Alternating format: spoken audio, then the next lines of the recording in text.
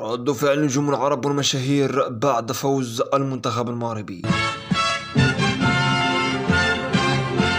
توم بريز سلام الله عليكم. بعد تأهل المنتخب المغربي على نظيره البرتغالي في أعظم حدث تاريخي لها في كرة القدم مونديال قطر 2022، أشعل ربان مجموعة من المشاهير والنجوم العربية قاطبة ذلك في أبهى وأحلى تغاريد غردوا بها على تأهل المنتخب المغربي إلى نصف النهائي مونديال قطر 2022، ذلك على نظيره المنتخب البرتغالي بنظيفة مقابل لا شيء. نعم، إنها المستديرة التي وحدت كل الشعوب متمنيين منها المزيد من التألق بهذا المستوى الذي وصلوا إليه والذي حير العالم بأول فريق عربي وإفريقي يصل إلى النصف النهائي. شو نقول للمغرب؟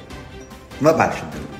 شكرا شكرا شكرا شكرا 1000 مليار تريليار مرة.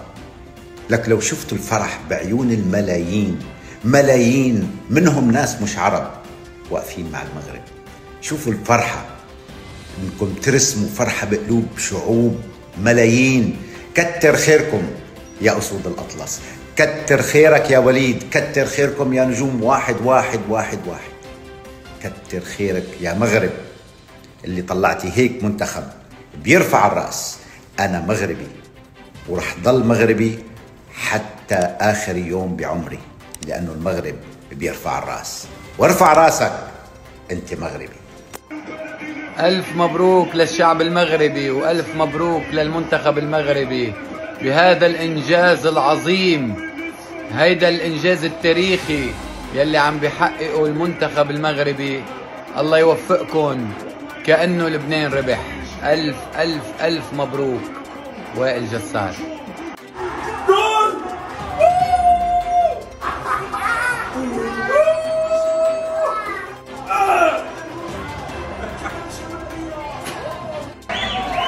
البطل المغربي باذن الله عقبال النهائي يا رب والكاس بقى. فرحتونا وفرحتوا الشعب العربي كله، والف مبروك يا مغاربه، الف مبروك يا مغرب.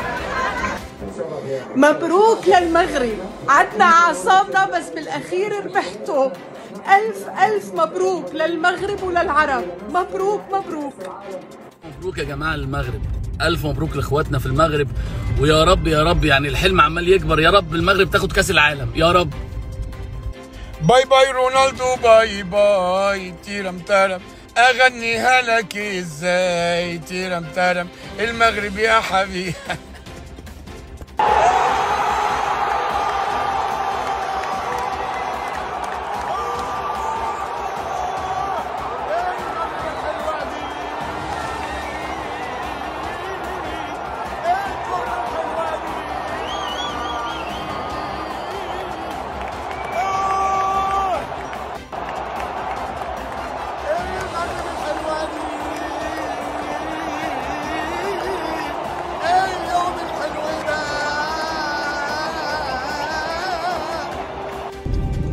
ألف مبروك للمغرب وألف مبروك لفريق المغرب وشعب المغرب الحبيب. أنا للأسف اتأخرت في التهنئة لأني كنت في الطيارة راجع من مهرجان البحر الأحمر للسينما في جدة، إنما أول ما نزلت وعرفت النتيجة بعمل الفيديو ده. ألف ألف مبروك. المغرب بلدنا التاني وبلدي أنا شخصيا وحبايبي أهلي شعب المغرب. ألف ألف مبروك.